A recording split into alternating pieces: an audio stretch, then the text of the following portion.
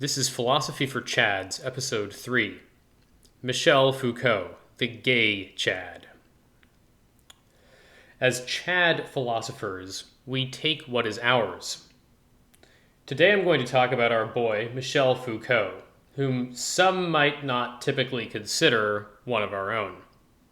They would be wrong, however. Michel Foucault was a gay scientist, in the Nietzschean sense, as well as in the literal sense. He's associated with sophomore seminars at institutions like Columbia University and the University of Chicago, in which one is exposed to whiny 20-year-old Marxists and to seemingly impenetrable walls of text. The professoriate, including your professor, seem to love him, and the proliferation of bad papers trying to imitate his style may associate our boy with the bloat and the vocationalization of the university. And, to some extent, this is an understandable reputation. However, Foucault was our boy. He was a Chad.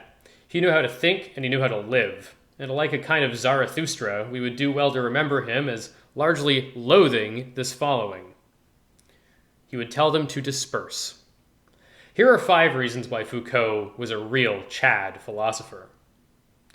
Number 1 is that you can read him from a variety of lenses. You can read him from a Catholic lens, if you would like.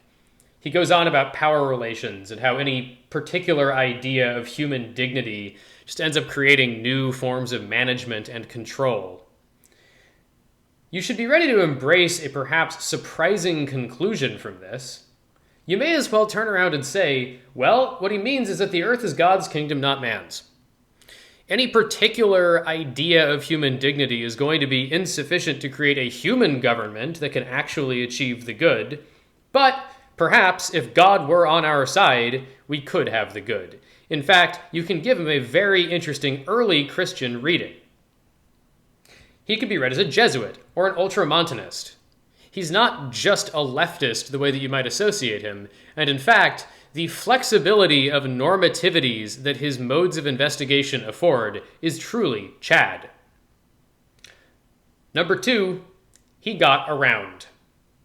The man dressed like a supervillain, and he got laid like one.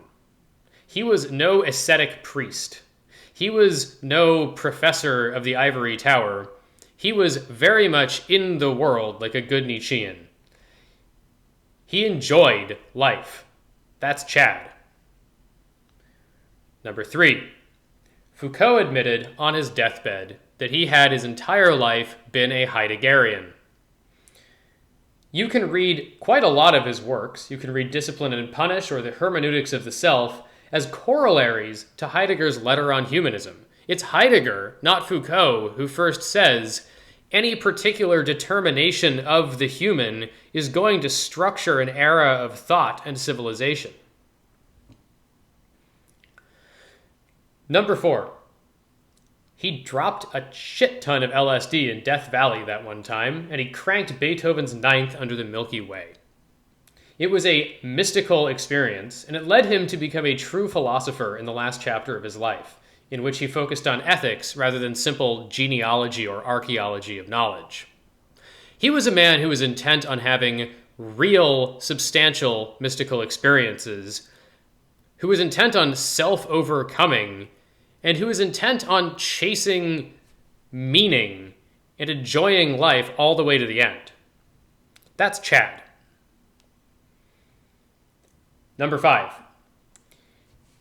Michel Foucault understood on some level the need for a transvaluation of values.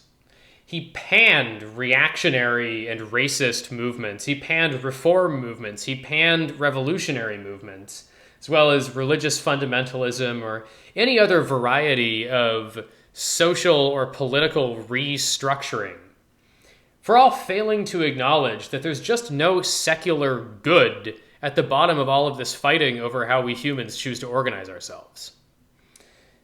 What dignifies life as such, and Foucault recognizes this, is living, is values, is meaning and vibrance, is the cultivation of a self holistically outside of any particular framework or schema, but really a self-overcoming, a going beyond oneself is the meaning of life. He understood that.